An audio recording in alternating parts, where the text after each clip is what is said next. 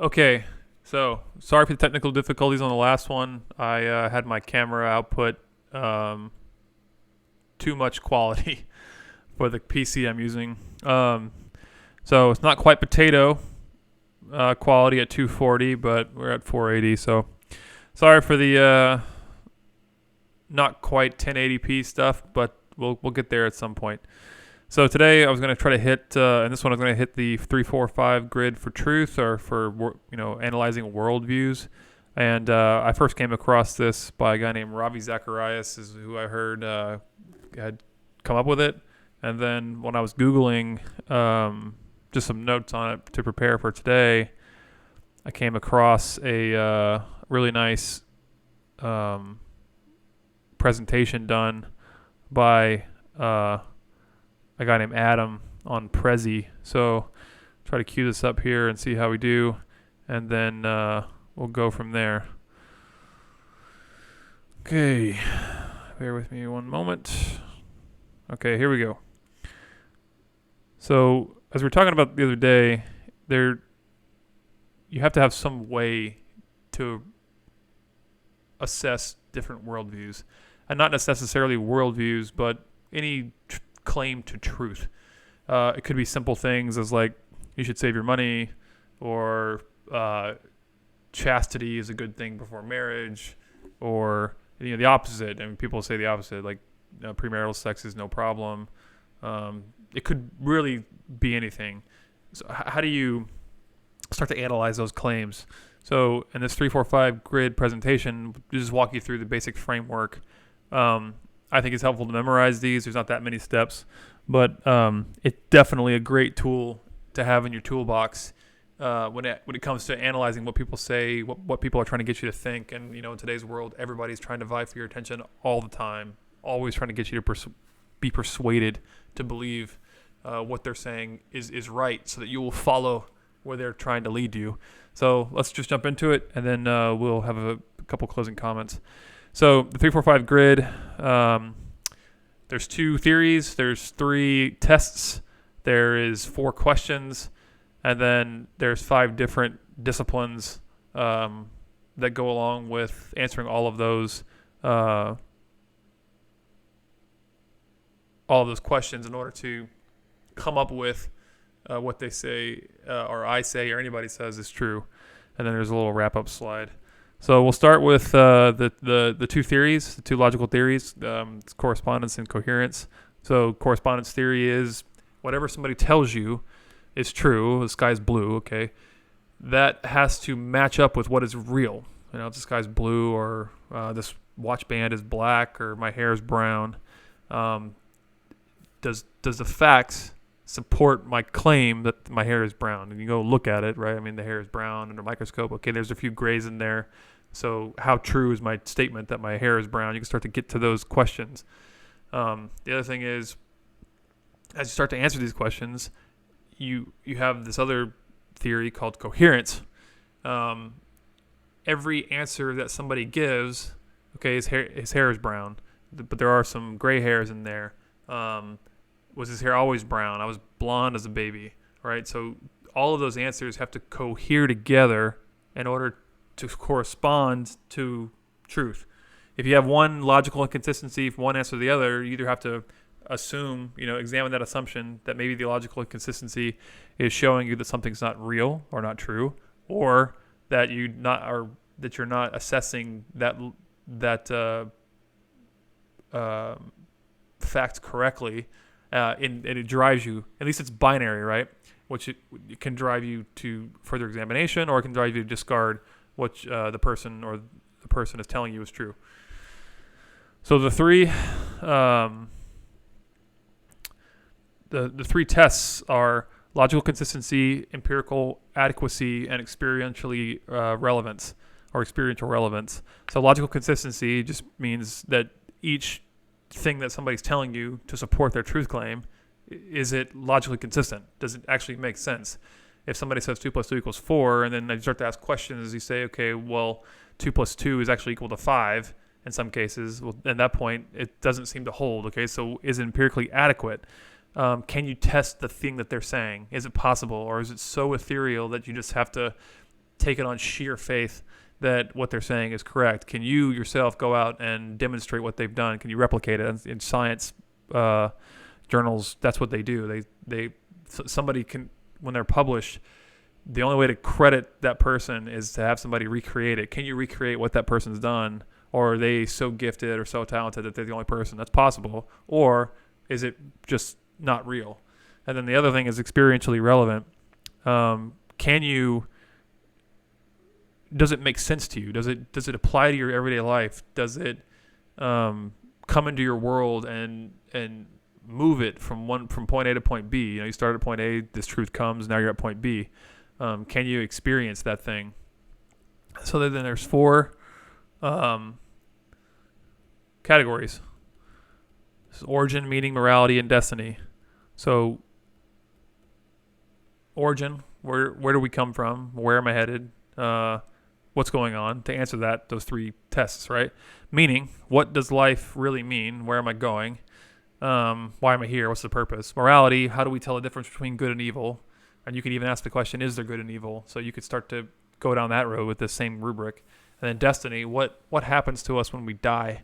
Or what happens to me if I bite down on this truth claim? It doesn't have to, not every time that somebody tells you to do something, it expands to the nth degree, and it's the biggest thing, universe size truths. Sometimes they're really small truths. But if that truth comes into your life, what does it mean if it ultimately is real? What does that mean for your life? So the 5 disciplines are theology, metaphysics, epistemology, ethics, and anthropology. Theology, the study of God, or if you're an atheist, the study that God doesn't exist. Metaphysics, what is real, what governs the foundation of all things. Epistemology, how do you know what you know? Ethics, right and wrong, and then anthropology is the study of humans. So pragmatic, experiential, cosmic, historical, and community are the sources of credibility. So as you start to answer those tests and questions, and you're starting to get some traction, all of those components add up. If it is something is real, all of those components will add up to this this web that you're avoiding 2 extremes. You have more than one line of evidence. You're able to refute contrary worldviews. In this case, if somebody were to say 2 + 3 = 4, and you're like, no, 2 + 2 = 4, we can show you that. Well, you have this mountain of evidence behind your statement that 2 + 2 is 4. And so the person who's making the claim that 2 + 2 is 5 now has to somehow, or 2 + 3 is 4, somehow has to debunk all of the evidence that you have supporting your claim that 2 + 2 equals 4. And to give you some idea of how important this is, accounting is all based on the fact that math is real and works, right? So if you have an accounting statement, you get a bill in the mail and it says, hey, you had 2 units of water that you used, 2 gallons of water you used this month, and your price is X. Well, if that number that they're saying 2 isn't an agreed upon value, and you agree that 2 exists, for example, that can create some really weird arguments in your mind, and also between you and the customer service rep if you wanted to take it there. But the strong in correspondence. So as your evidence mounts, it should correspond to the truth claim, and it should be strongly correspond. High degree of coherence. There shouldn't be any logical inconsistencies from one piece of evidence to the other. Now, that being said, that doesn't mean that every piece of evidence will have the same strength of coherence, and also doesn't mean that every piece of evidence supporting the truth claim will have the same corresponding strength to truth, but it does need to correspond to truth in some degree, and that's where I think the questions people may have, like, well, okay, what degree of corresponding to the truth is adequate and sufficient, which is where I think very, very rarely does any one truth claim have just one supporting piece of evidence. There is a multitude of evidences that exist to support that claim. And so as you start to work through those things, you start to get to a very, very, very tight-knit web, cohesive. Think about like a piece of cloth, right? It's not just one thread. It's a bunch of threads woven together that give it its strength and its properties, similar to carbon fiber, for example. Bunch of different carbon fibers are woven together, and you get all kinds of cool, useful things that you can do with it. Similar things hold for every truth claim. And I think that with this tool in your toolbox, you can get really quick at assessing and either accepting or discarding some truth claim somebody's making to you. Some are bigger than others, right? I mean, the question that does God exist? That's one that, even as a believer, I know that God exists, but at the same time, there are times in my life where I'm wondering, okay, where is God? Like things like that. And those are big questions to ask. But some smaller things like, should you have a voter ID or something? That is important, but on a relative scale, it's not quite as important as does God exist? Or, should I, like I said earlier, save my money? Yes or no? Or should I be giving it all? Or should I be spending it all? Or those questions are much smaller in scope and scale, but nonetheless, the rubric still holds, and it's something that you can start to assess what somebody's telling you very quickly, which is what I want us and the followers of the channel to start to do is let's learn how to think critically, and let's do it quickly, fast, so we can start to bring in data, analyze it, and either accept or discard it as something useful and relevant, or as something superfluous and irrelevant. And I think with a little bit of practice, just a little bit, it doesn't take a lot, a little bit of discipline, a little bit of practice, you can go from a position where you have no real concept of how to even start to attack somebody's, not say attack, but start to analyze somebody's position and what they're saying, to, okay, now you have 4, 5, 10 questions. Hey, can you help me understand this? Why is it that this is real? You're asking me to go there with you. Is this what am I understanding you correctly? What does this mean for me and my family, or me and my community, if I accept what you're saying? How do I go from point A to point B? Why is it right? Or, have you ever thought about maybe it's wrong? You start to ask these questions, and you can really quickly start to assess whether or not those results of those questions are, actually rolling up into something that is true or not. And so ultimately speaking, you're going to have to do a little bit of work, but that's, anything good in life comes from a little bit of suffering. Save the grace of God. Training your body.